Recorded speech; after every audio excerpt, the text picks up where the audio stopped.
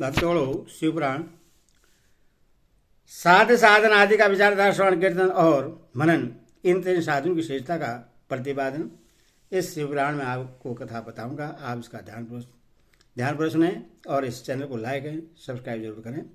कथा सुनिए। व्यास जी कहते हैं, सूत जी का यह वचन सुनकर वे सब महर्षि बोले, अब आप हमें वेदांतसार सर्वस्वरूप अद्भुत शिवपुराण की कथा सुनाइए। सूत जी ने कहा, आप सब महर्षिगण रोग शोक से रहित कल्याणमय भगवान शिव का स्मरण करके पुराण पर्वत शिवपुराण की जो वेद के सार तत्व से प्रकट हुआ है कथा सुनिए। शिवपुराण में भक्ति, ज्ञान और वैराग्य इन तीनों का प्रीतिपूर्वक गान किया गया है और वेदांत वेद सदस्तु का विशेष रूप से वर्णन है। इस वर्तमान कल्प में जब सृष्टि कर्म आरंभ हुआ था, उन दिनों 6 कुलों के महर्षि पर परस्पर वाद विवाद करते हुए कहने लगे, अमुक वस्तु सबसे उत्कृष्ट है और अमुक नहीं है। उनके इस विवाद ने अत्यंत महान रूप धारण कर लिया। तब वे सब के सब अपनी शंका के समाधान के लिए सृष्टिकर्ता अविनाशी ब्रह्मा जी के पास गए और हाथ जोड़कर विनय भरी वाणी में बोले, प्रभु आप संपूर्ण जगत को धारण पोषण करने वाले तथा समस्त कारणों के भी कारण हैं। हम यह जानना चाहते हैं कि संपूर्ण तत्वों से परे परात्पर पुराण पुरुष कौन है।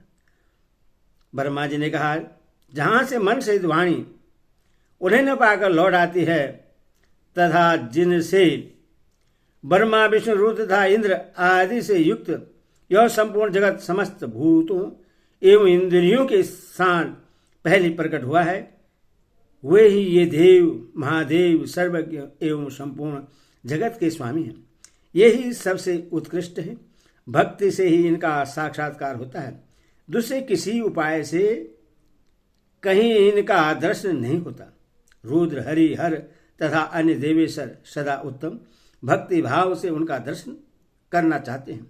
भगवान शिव में भक्ति होने से मनुष्य संसार बंधन से मुक्त हो जाता है। देवता के कृपा प्रसाद से उनमें भक्ति होती है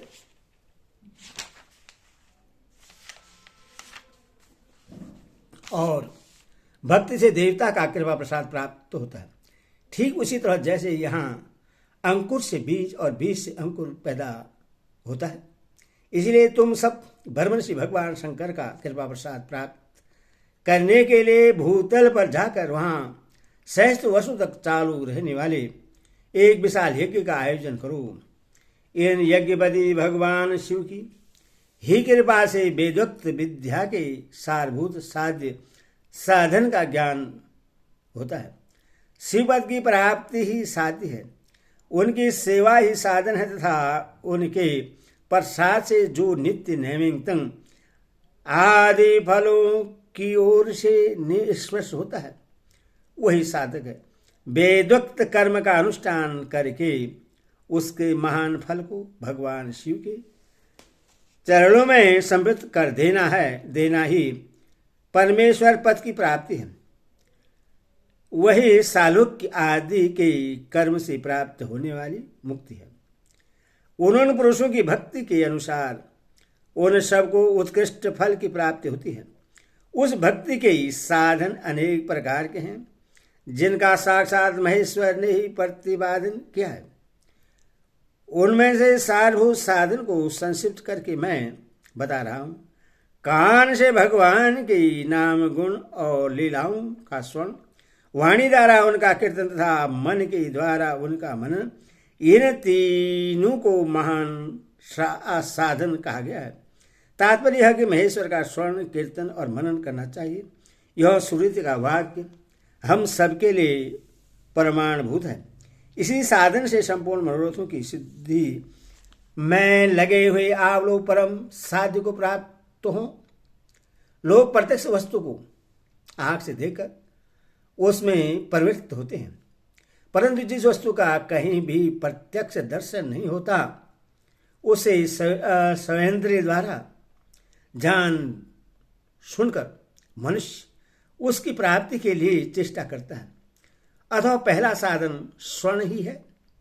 उसके द्वारा गुरु के मुख से तत्व को सुनकर श्रेष्ठ बुद्धि वाला विद्वान पुरुष अन्य साधन कीर्तन एवं मनन की सिद्धि करे।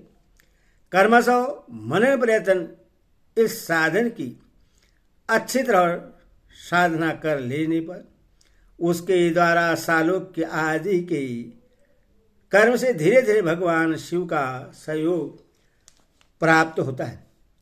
पहले सारे अंगों के रोग नष्ट हो जाते हैं, फिर सब प्रकार का लौकिक आनंद भी विलीन हो जाता है।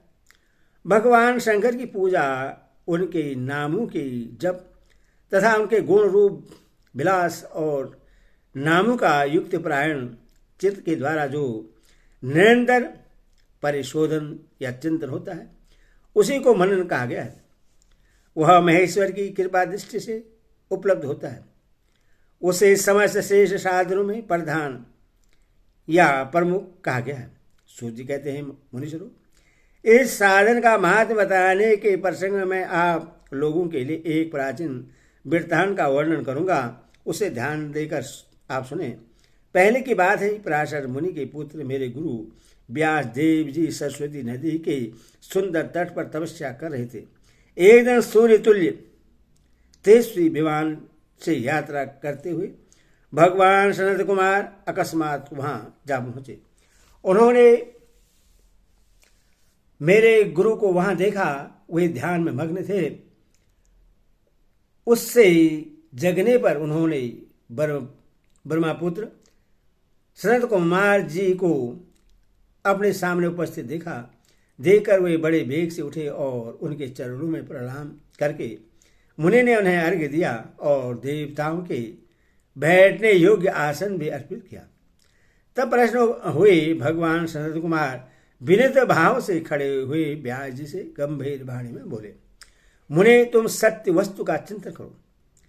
वह सत्य पदार्थ भगवान शिव ही है, जो तुम्हारे साक्षात्कार के विषय होंगे। भगवान शंकर का स्वर्ण कीर्तन मनन, ये तीन महेंतर साधन कहे गए।